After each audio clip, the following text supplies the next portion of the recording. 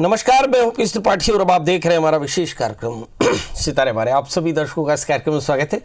आज हम बात करेंगे 12 राशियों के आपके पंचांग के व्रत त्योहार की और साथ ही हम आपको बताएंगे कि हम अपने अंदर बुराई क्यों नहीं देख पाते और सब में बुराई क्यों देखते हैं जी। इसके अलावा आपके फ़ोन कॉल्स होंगे, आप सीधे फ़ोन करके अपने प्रश्न पूछ सकते हैं। हमारा फ़ोन नंबर है 0771400877। अब से आधे घंटे तक लगातार ये फ़ोन लाइन खुली रहेगी और हमें आपके फ़ोन का इंतजार रहेगा। तो चलिए कार्यक्रम की शुरुआत करते हैं, जानते हैं आज का पंचांग। आज शुभ संवत 2077 शक 1942 सूर्य दक्षिणायन खमारशीष महीने के कृष्ण पक्षी चतुर्थी तिथि है और दिन शुक्रवार। आज चतुर्थी रात्रि को 8:04 तक। आज पुनर्वसु नक्षत्र दोपहर 1:39 तक होंगे। आज चंद्रमा मिथुन राशि में होंगे। आज का राहु काल 10:32 से 11:54 तक होगा। तो दोस्तों, ये तो था पंचांग और अब बात करते हैं ज्योतिष के विश्लेषण की। ज्योतिष का विश्लेषण कहता है कि भाई आज हम सब में बुराइयां क्यों देख पाते हैं।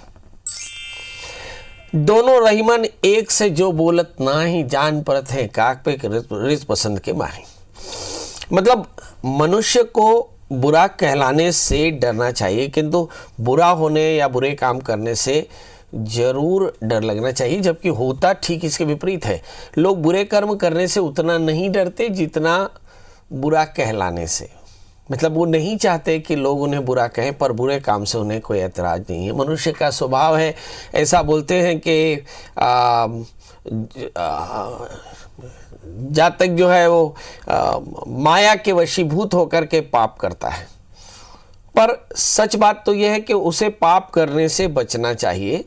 परंतु जानामि धर्मः न च मे प्रवृत्ति, जानामि धर्मः न च मे निवृत्ति। हम अधर्म जानते हैं पर उससे बच नहीं सकते और अधर्म जानते हैं, धर्म जानते हैं पर वो कर नहीं सकते। माने एक वृत्ति है कि धर्म करने की आदत नहीं है और अधर्म से बचने की इच्छा नहीं है। मगर एक बात है कि हम दूसरों की निंदा जरूर करते हैं। हम बात करते हैं कि फलाने ने ठीक नहीं किया, ढिकाने ने ठीक नहीं किया, मगर उसकी खुद की आलोचना उसे पसंद नहीं। जबकि होना ये चाहिए कि आपको अपनी आलोचना सुननी चाहिए ताकि आप बेहतर हो सकें, पर हम आलोचना नहीं सुन सकते। मगर आलोचना के बारे में संत कहते हैं कि बिन पानी बिन साबुन निर्मल करे सुभाए। अगर आपने अपनी आलोचना सुननी शुरू कर दी तो आप बेहतर हो सकते हैं। आइए, अब ज्योतिष का इससे क्या संबंध है। हम देखते हैं कि किसी भी जातक की अच्छाई और बुराई उसके तीसरे स्थान से लिखी होती है। तृतीयेश जो होता है वो तय करता है कि वो जातक कितना आत्मबली होगा और कितना आत्मबली नहीं होगा, है ना। तो इसके लिए हम देखते हैं तृतीयेश अगर 6ठे 8वें 12वें बढ़ जाए, पाप ग्रहों से आक्रांत हो जाए, तो ऐसा व्यक्ति आत्मबली नहीं होता और वो कभी भी अपनी निंदा नहीं सुनता, मगर पाप कर्म करने से बचता नहीं है। ये एक बात है। और ऐसी स्थिति में थोड़ी सी परेशानी हो जाती है। जातक लगातार पाप के संचय में एक रत हो जाता है और आगे चल करके वह पाप करने लगता है। और यही कारण है कि उसके जीवन में फिर आगे दुख होते हैं। शास्त्र में लिखा है कि दुख क्यों होते हैं। कहा अदत्त दानाच भवे दरिद्री दरिद्र भावात करोति पापम पाप प्रभावात तिनुर्कम प्रयांति पुनः दरिद्री पुनरेव पापी। मतलब जीव दान नहीं करता, दान नहीं करने से वह कम संपन्न होता है और कम संपन्न होने के कारण वह पाप करता है और पाप करने के कारण नरक को भोगता है। मतलब सत्कर्म करने के लिए आपके पास मनोबल चाहिए। मन एवं मनुष्याणाम कारणम बंध मोक्षयो। मन ही एक ऐसी चीज है जो बेहतर हो तो मनुष्य भोग और मोक्ष दोनों ही पा सकता है। इसका मतलब कि यदि मन अनुकूल नहीं हो, मन मजबूत ना हो, तो ना भोग मिल सकता ना मोक्ष मिल सकता। यानी तृतीयेश अगर पापी ग्रहों से आक्रांत हो जाए तो मान के चलिए कि नरक यानी पाप का दुख या दुख का जो संसार है वो आपको मिल जाता है, जिसके कारण आप परेशान होते हैं। बड़ा प्रश्न ये है कि फिर इसे करना क्या चाहिए, कैसे ठीक करना चाहिए। हमारे यहाँ पे लिखा है देव पंचायतन की पूजा होती है। सनातन में परात्पर ब्रह्म एक है। ज्ञानम गणेशो मम चक्षुर का शिवमात्मा मम शक्तिराध्या। कि जो गणेश है वो ज्ञान का अधिपति है, इसलिए उसका बीज मंत्र बना गंग ज्ञानाय नमः गंग गणपतये नमः। तो गणपति का पूजन करना चाहिए। गणपति का पूजन करेंगे तो ज्ञान की पूजा होगी, ज्ञान की उपासना होगी, और ज्ञान की उपासना के कारण आपके अंदर में स्वाध्याय की भावना जागेगी और फिर आपके अंदर में परिष्कार शुरू हो जाएगा और आप अच्छे होने शुरू हो जाएंगे। इसलिए गणपति का पूजन करना चाहिए। हमारे जितने भी बच्चे हैं पहले गणपति की ही पूजा किया करते थे, अभी भी करते हैं, मगर अब मुझे ऐसा लगता है कि वो थोड़ा कम करते हैं। मगर हमें गणपति का पूजन करना चाहिए, इससे ज्ञान की वृद्धि होती है। खासकर छोटे बच्चों को 4 साल से लेकर के और 18 साल के लोगों को तो गणपति का पूजन नितांत करना चाहिए, क्योंकि यहाँ पर ही आपका मन मजबूत होता है, स्वाध्याय होता है, बुद्धि का विकास होता है, चित्त की एकाग्रता बढ़ती है और अहंकार पर नियंत्रण होता है। यही समय है जब अहंकार निरंतर बढ़ता है, 12 से 18 साल तक, मेरा ख्याल है 20 साल तक भी मान सकते हैं। और अहंकार के कारण ही हम दूसरों की निंदा, दूसरों के द्वारा की गई आलोचना को नहीं सुनते और परिणाम ये हमारे अंदर सकारात्मक परिवर्तन नहीं आते। तो यदि आपकी जन्म कुंडली में भी लगता हो कि आप लोगों की आलोचना नहीं सह पाते, तो फिर आपको गणपति का पूजन करना चाहिए, हरि मूंग का दान करना चाहिए, गणपति अथर्वशीर्ष का पाठ करना चाहिए। बड़ा आसान है, आजकल तो YouTube में आप गणपति अथर्वशीर्ष डाउनलोड कर लें और बड़े प्रेम से सवेरे होकर के गणपति अथर्वशीर्ष का पाठ करें, गणपति का पूजन करें, ओम गंग गणपतये नमः इस मंत्र का बीज मंत्र जाप करें, एक माला सभी, और घी का दिया जला करके थोड़े से जीव सेवा यानी 1 मुट्ठी आटा 1 मुट्ठी शक्कर किसी वृक्ष के नीचे रखें तो सब कुछ बेहतर होगा। तो चलिए अब 12 राशियों का सफ़र शुरू करते हैं और जानते हैं मेष यानी अरीस की। इस राशि में पहला परिवर्तन तो ये है कि चंद्रमा जो है, चंद्रमा कर्क राशि में आ गए और गुरु शनि के साथ में पहले ही बैठे थे, सूर्य बुध का साथ पड़ा हुआ है। तो मतलब क्या हुआ, लग्नेश 12वें स्थान में, मतलब सेहत का ध्यान रखना होगा, इन्वेस्टमेंट बड़ी सावधानी से करें, यात्रा न करें तो अच्छा। पेट की तकलीफ हो सकती है, खासकर उधर की तकलीफ हो सकती है। चौथे स्थान में चंद्रमा, परिवार में कुछ अच्छी खबर मिलती नजर आ रही है। भाग्येश 10वें स्थान में, मुझे से लगता है ढेर सारे अवसर हैं, इन अवसरों का सही तरह से इस्तेमाल करना होगा। क्या करना चाहिए, सेहत हो चाहे पैसा, भगवान शिव की शरण में जाएं तो ओम नमः शिवाय इस मंत्र का जप करें और भगवान शिव की आराधना करें तो आज का दिन बेहतर होगा। अब बात कर लेते हैं दोस्तों वृषभ यानी टॉरस की। इस राशि में भी हम देखते हैं कि बृहस्पति और शनि दोनों भाग्य स्थान में, मतलब भागदौड़ के बाद भी सही, मगर आपको आपका लक्ष्य मिल जाएगा, रूटीन आपकी अच्छी होगी, ढेर सारे अवसर होंगे, लाभ की स्थिति भी होगी। मुझे ऐसा लगता है भाग्येश भाग्य स्थान में बैठे हैं तो ढेर सारे अवसर आपको मिलने वाले। यदि आपको नौकरी चाहिए, यदि आपको कोई घर चाहिए तो ये अवसर आपको मिलेंगे। अब देखते हैं तीसरे स्थान के स्वामी तीसरे स्थान में बैठे हैं, थोड़ा निर्णय लेने में परेशानी होती है। हालांकि चंद्रमा स्वग्रही होकर बैठे तो ऐसा लगता है कि चंद्रमा मजबूत हो जाता है, पर मुझे ऐसा लगता है कि कर्क राशि में चंद्रमा थोड़ा सा इमोशनल कर सकता है, यानी निर्णय लेने में थोड़ी सी परेशानी होती है। अब यहाँ पे मंगल 11वें स्थान में है, लग्न में राहु है, आतुरता से बचना चाहिए। क्या करें, तो सबसे पहले तो हनुमान जी का दर्शन करें, हनुमान चालीसा का पाठ करें, मसूर की दाल गुड़ का दान करें तो आज का दिन बेहतर होगा। बात कर लेते हैं दोस्तों मिथुन राशि की। धनेश धन स्थान में बैठे, संपत्ति का योग बेहतर होगा। लग्नेश वृश्चिक राशि में बुध के साथ में बैठे हैं, यानी 6ठे स्थान में, मतलब ऋण रोग व्याधि शत्रुता की चिंता हो सकती है। 12वें स्थान में राहु, आकस्मिक हानि की संभावना है।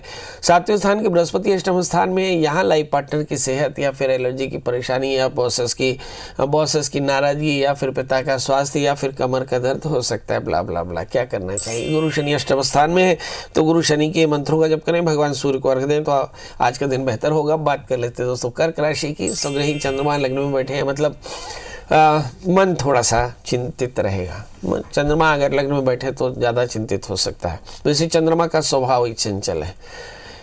तो कर्क राशि वाले जातकों को अपनी चंचल मन को नियंत्रण करना चाहिए। भी आसान नहीं है, बिना मंत्र के जब के मन एकाग्र नहीं होता, मन की चंचलता नहीं खत्म होती, यानी मंत्र का जप करना चाहिए, स्वाध्याय करना चाहिए। इसके अलावा हम देखते हैं 7वें स्थान में गुरु के साथ में शनि है, अच्छे दोस्त मिलेंगे।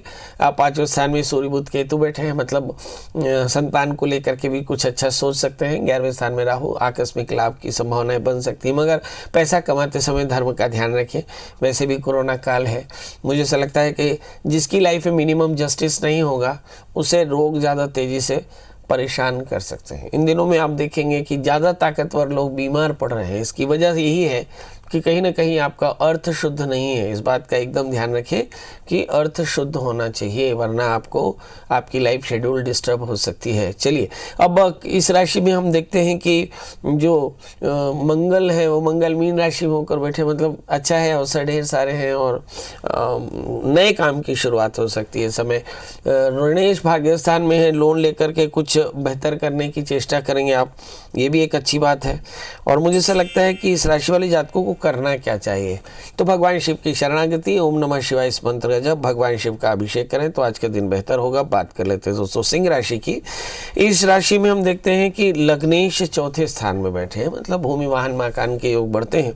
तीसरे स्थान में शुक्र है, थोड़ा तनाव का स्तर बढ़ा हुआ है। 12वें स्थान में चंद्रमा है, खर्च थोड़ा सा ज्यादा। छठे स्थान में शनि है, कमर का दर्द हो सकता है। 8वें स्थान में मंगल, मुझे ऐसा लगता है परिवार को लेकर के थोड़ी चिंता होनी चाहिए। क्या करें, आज जल्दी से उठें, भगवान शिव का पूजन करें, धतूरे का फूल भगवान शिव में चढ़ाएं तो आज का दिन बेहतर। अब बात कर लेते हैं दोस्तों कन्या यानी वर्गो यानी मेरी राशि की। इस राशि में हम देखते हैं कि तीसरे स्थान में सूर्य बुध केतु बैठे हैं, मतलब आपका टैलेंट बढ़िया है, बहुत अच्छा बैलेंस्ड है दिमाग कन्या राशि वाले जातकों का, यानी मेरा दिमाग काफ़ी बैलेंस्ड है। 7वें स्थान में मंगल, अच्छे दोस्त मिलेंगे इस समय। 5वें स्थान में शनि है, लाइफ पार्टनर के साथ रिलेशन थोड़ी सी संभालने होंगे इस समय। अगर भाग्य स्थान में पड़े हुए राहु को देखें तो उलझनों के कारण मन परेशान हो सकता है। क्या करना चाहिए, तो बड़ों का आशीष लें, बृहस्पति के मंत्र जप करें, मीठे फलों का दान करें तो आज का दिन बेहतर होगा। बात कर लेते हैं दोस्तों तुला राशि की। लग्न में शुक्र है, आमतौर पे जो मैं हमेशा कहता हूँ फाइनेंस का क्रंच हो सकता है, थोड़ा तनाव हो सकता है। शुक्र अगर केंद्र भाव में बैठे तो मुझे ऐसा लगता है तनाव बढ़ता है, फाइनेंस का क्रंच कम होता है, ये एकदम याद रखिए। चौथे स्थान में गुरु शनि, पारिवारिक कलह की संभावनाएं बन सकती है, मगर सामाजिक प्रतिष्ठा बहुत अच्छी रहेगी। मंगल की पूर्ण दृष्टि लग्न में है तो ऐसा कह सकते हैं कि एनर्जी लेवल काफ़ी अच्छा है, मगर लाइफ पार्टनर की सेहत थोड़ी सी नासाज हो सकती है, मतलब ध्यान देने की जरूरत पड़ेगी। 8वें स्थान में राहु है, बेवजह की बातों से मन परेशान हो सकता है। बहरहाल 10वें स्थान में चंद्रमा बैठे हैं। वर्क प्लेस में बॉसेस की नाराजगी तो नहीं, मगर यस वर्क प्लेस में थोड़ा सा प्रेशर जरूर हो सकता है। क्या करना चाहिए, केतु के मंत्र का जप करें, गाय को आहार दें, कुत्ते को आहार दें तो आज का दिन बेहतर। अब बात कर लेते हैं दोस्तों वृश्चिक राशि की। अब इस राशि में तीन ग्रह बैठे हैं, सूर्य बुध केतु, तो मतलब खूब सारा टैलेंट है, मगर अच्छे दोस्तों की कमी है। तीसरे स्थान में गुरु शनि, ढेर सारे अवसर हैं, सद्बुद्धि है, सदाशयता है, अच्छी संगत भी होनी चाहिए। 5वें स्थान में मंगल पढ़े, संतान को लेकर कुछ अच्छा कर सकते हैं। 12वें स्थान में शुक्र पढ़े, खर्च थोड़ा सा ज़्यादा होगा। भाग्य स्थान में चंद्रमा है, तो मुझे ऐसा लगता है ढेर सारे अवसर होंगे, अवसरों का इस्तेमाल करना चाहिए। आगे बढ़ करके आप अवसरों को हासिल करें। क्या करें, जल्दी से उठें, भगवान सूर्य को अर्घ दें, आदित्य हृदय स्तोत्र का पाठ करें तो आज का दिन बेहतर होगा। अब बात कर लेते हैं दोस्तों धनु यानी सिस्टेरियंस की। लग रहे हैं स्थान में बैठे, संपत्ति का योग है, शनि अपनी जगह पर बैठे हैं, संपत्ति बेहतर होगी। प्रॉपर्टी जो इंस्टीट्यूशनल प्रॉपर्टी के कुछ पंगे वो भी सेटल हो सकते हैं। इस समय भाग्य स्थान में चंद्रमा, ढेर सारे अवसर हो सकते हैं क्योंकि चंद्रमा भाग्य स्थान में है। वृश्चिक राशि वाले जातकों के लिए बुराई तो जैसे मैंने कहा कि अच्छे दोस्त नहीं है, मगर धनु राशि वाले जातकों के लिए देखते हैं कि प्रतिष्ठा बहुत अच्छी रहती है। और इस राशि में हम देखते हैं कि चीज़ें बेहतर होती हैं। सामाजिक प्रतिष्ठा के अलावा संतान को लेकर थोड़ी चिंता हो सकती है, खुद के पेट में तकलीफ हो सकती है। सूर्य बुध और केतु 12वें स्थान में बैठे हैं, तो मुझे ऐसा लगता है कि इस राशि में अवसर के चूक जाने से मन परेशान हो सकता है। मतलब भाग्येश 12वें स्थान में है, कुछ ज़्यादा स्ट्रगल हो सकता है।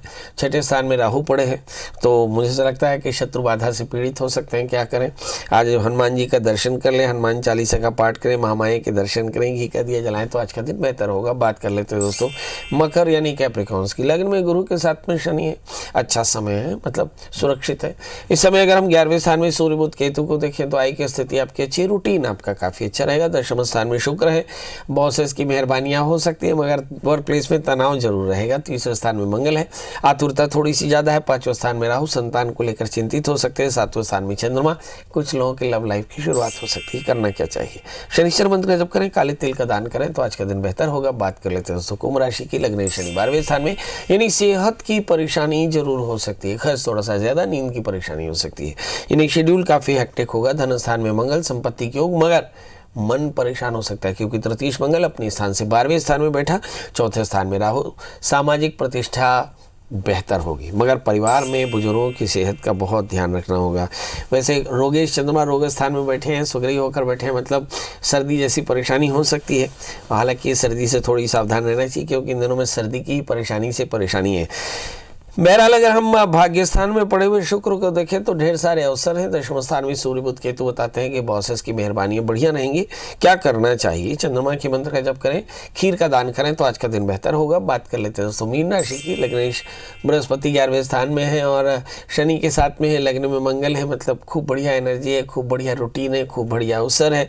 चंद्रमा पंचम स्थान के स्वामी होकर पंचम स्थान में बैठे, मतलब मुझे ऐसा लगता है कि संतान को लेकर कुछ अच्छी खबरें मिल सकती हैं। तीसरे स्थान में राहु है, बहुत ज़्यादा क्रिएटिव होंगे। भाग्य स्थान में सूर्य बुध केतु है, ढेर सारे अवसर हो सकते हैं। मतलब कुल मिलाकर के मीन राशि वाले जातकों के लिए आज का दिन अच्छा है। क्या करना चाहिए? आमतौर पे बच्चे बहुत ज़्यादा डाइवर्ट हो रहे हैं, तो इनको अपने डाइवर्शन से बचना चाहिए, अपनी पढ़ाई बराबर बना के रखनी चाहिए, क्योंकि वे स्कूल वैसे कुछ स्कूल तो नहीं ही खुले और आगे खुलने की संभावना थोड़ी सी कम ही है जब तक दवा ना हो, क्योंकि बच्चों में इन्फेक्शन आए तो ये सरकार के लिए भी थोड़ी परेशानी होगी। तो स्कूल नहीं खुल रहे हैं पर पढ़ाई जारी रहनी चाहिए, बच्चों को घर के अंदर ही पढ़ाई करना चाहिए। वैसे बहुत सारे स्कूल्स या बहुत सारे इंस्टीट्यूट बच्चों की पढ़ाई कंटिन्यू रखे हुए हैं, ये एक अच्छी बात है। क्या करना चाहिए? तो राहु के मंत्र जब करें तो तात्पर्य कवच का पाठ करें, काले तिल का दान करें तो आज का दिन बेहतर होगा। तो दोस्तों मेष से लेकर के मीन का हाल बताया। हमारे साथ पहले कॉलर हैं अभिषेक जी। अभिषेक जी जबलपुर से हैं। अभिषेक जी आपका बहुत बहुत स्वागत है, बताइए क्या जानना चाहते हैं? अभिषेक जी मेरी आवाज मिल रही है आपको? जी हेलो जी बताएं फटाफट, डेट ऑफ बर्थ, टाइम और प्लेस। 28/2/1992। एक बार फिर से बताएं। 28 फरवरी 1992। और समय बता दें। सुबह के 5:45। और जन्म स्थान बता दें। जबलपुर। प्रभु क्या जानना चाहते हैं? कैरियर में भाग्योदय कब होगा, कैरियर कैसा रहेगा, अभी क्या स्थिति है, और शादी के लिए जानना है, विवाह की स्थिति कैसी है, विवाह कब। ये लड़की है लड़का है? लड़की है। वो लड़का हूँ। लड़का है। शादी के लिए चिंतित है, करियर बढ़िया है इनका? क्या करते हैं? मम्मी पापा चिंतित हैं शादी के लिए, तो वही जानना है कि कब तक शादी होगी और शादी का वैवाहिक जीवन कैसा क्या रहेगा। चलिए आइए देखते हैं वैवाहिक जीवन कैसा रहेगा। ये बात समझ में आई। इस बच्चे का जन्मलग्न मकर है, इसकी जो राशि है वो धनु है, लग्न में मंगल शनि और शुक्र एक साथ बैठे हैं। ये तीनों ही ग्रहों का लग्न में रहना या सप्तम भाव का इन ग्रहों से प्रताड़ित होना या आक्रांत होना अच्छा नहीं है। इसके लिए शादी से पहले एक छोटा सा अर्क विवाह कराएं। अर्क विवाह शनिवार रविवार या हस्त नक्षत्र में कराए जाने वाला कृत्य है। धर्म सिंधु ग्रंथ में इसका उपक्रम मिलेगा और कर्मठ गुरु नाम का एक ग्रंथ है जिसका अनुकरण करके विद्वज्जन अर्क विवाह निष्पादित कर सकते हैं। तो अर्क विवाह कराएं नंदमुख शादी के साथ में, तो बहुत जल्दी इसकी शादी हो जाएगी। याद रखें लग्न में शनि है तो करियर में भी थोड़ी सी परेशानी। इस बच्चे से कहें कि नित्य हनुमान चालीसा का पाठ करें, हनुमान जी का दर्शन करें और कोशिश करें कि अधिक से अधिक सत्कर्म करें, इससे काफ़ी अच्छा रहेगा। क्योंकि शनि की अंतर्दशाएं चल रही हैं तो शादी में व्यवधान 2022 तक भी आ सकता है। मतलब माता पिता को जल्दी से इनका अर्क विवाह करा लेना चाहिए। जी सुनीता जी आपका बहुत बहुत स्वागत है, बताइए क्या जानना चाहते हैं? सर मेरे बेटे के बारे में पूछना था। हाँ डेट ऑफ बर्थ बता दें। उसका 31 जनवरी 21 31 जनवरी 2001। 31 या 21? 31 जनवरी 31 जनवरी ना? हाँ। समय है सर, मतलब वो 11:23 11:30 बजे है। दिन का रात का? दिन का है या रात का? 11 बजे। दिन का है या रात का? दिन का सर। और जन्म स्थान?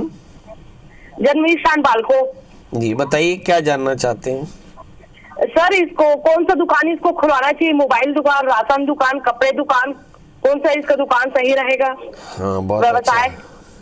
मोबाइल दुकान, राशन दुकान या कपड़े का दुकान क्या खुलवाना चाहिए? सबसे पहले देखो कि आपके बच्चे का इंटरेस्ट क्या है। आपके बच्चे का जन्मलग्न मेष है, राशि उसकी मेष है, तो मुझे ऐसा लगता है कि दवाई की दुकान इसके लिए बढ़िया सूट करेगी। दवा की दुकान अगर खुलवा दे, हो सकता है कि दवा की दुकान ना खुलवा सके तो फिर इलेक्ट्रॉनिक्स की दुकान खुलवा दीजिए, जिसमें मोबाइल, टीवी, फ्रिज इत्यादि आप इनके लिए सेल करवा सकते हैं। तो ये दोनों ही व्यापार अच्छे रहेंगे। तीसरा प्रश्न कि क्या ये बच्चा बिजनेस में अच्छा रहेगा? अच्छा कर पाएगा, मगर इसके जीवन में अनुशासन की कमी है और निर्णय लेने में थोड़ी सी परेशानी।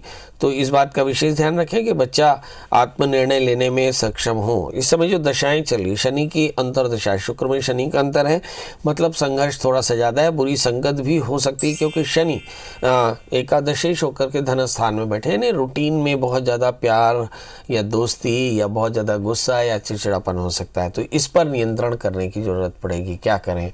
तो सबसे पहले शनि की शांति कराएं, बच्चे से कहें कि शनिवार को काले तिल का दान करें, पीपल के पेड़ के नीचे घी का दिया जलाए, तो निश्चित तौर पर इससे उसका अहंकार नियंत्रित होगा और उसके जीवन में सफलता आएगी। चाहे तो आप इस बच्चे के लिए एक 8 कैरेट का टैलेंट लूँगा, 4 कैरेट का टोपाज भी पहना सकते हैं। चलिए, आनंद जी, आपका बहुत बहुत स्वागत है। बताइए क्या जानना चाहते हैं? हमारे बच्चे की शादी नहीं हुई। ओहो हो, डेट ऑफ बर्थ बता दें बच्चे की। बच्चे का कौन सा बच्चा? 14 अगस्त हाँ, 1984। 94। हाँ, 84। समय कितने बजे? सुबह 9 बजे। जन्म स्थान? भिंड। प्रभु, बच्चा करता क्या है? तो फैक्ट्री लगाए है किस चीज की? कपड़े की, रेडीमेड कपड़े की। बहुत बढ़िया। चलिए आइए देखते हैं। बच्चे की रेडीमेड की फैक्ट्री है, मगर बच्चे की शादी में प्रॉब्लम है। क्या करना चाहिए? बच्चे की शादी में क्यों प्रॉब्लम है? पहले तो ये देखें, इस बच्चे का जन्मलग्न कन्या है, इसकी राशि कुंभ है, मतलब इसकी शादी वर्ष 2021 अप्रैल 6 के बाद इसकी शादी पक्के तौर पर हो जाएगी और शादी से पहले इसका एक अर्क विवाह करा लीजिएगा, क्योंकि सप्तमेश बृहस्पति है और सप्तमेश बृहस्पति शनि से आक्रांत है। एक बात की संभावना ये भी बन सकती है कि बच्चे की लाइफ में अपनी कोई चॉइस हो, तो आप उस चॉइस के बारे में भी थोड़ा सा नज़र रखें कि बच्चा शादी करना चाहता हो किसी लड़की से और उसे उसकी पसंद हो और शायद पेरेंट्स राजी ना हो, तो इस पर भी थोड़ा नज़र रखिएगा कि बच्चे की मंशा भी जान लें, क्योंकि आगे चल कर के दाम्पत्य जीवन में इसी से उनका कल्याण होने वाला है। इस बच्चे के लिए शादी से पहले अर्क विवाह कराएं और एक 4 कैरेट का ओपल, 4 कैरेट का ऑनेक्स इस बच्चे को पहनाएं तो ठीक रहेगा।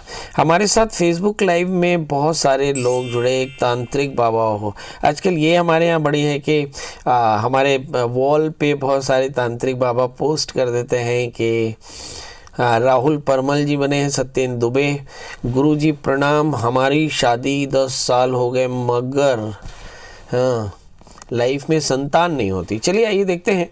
ये रागिनी दीक्षित ने एक प्रश्न किया है।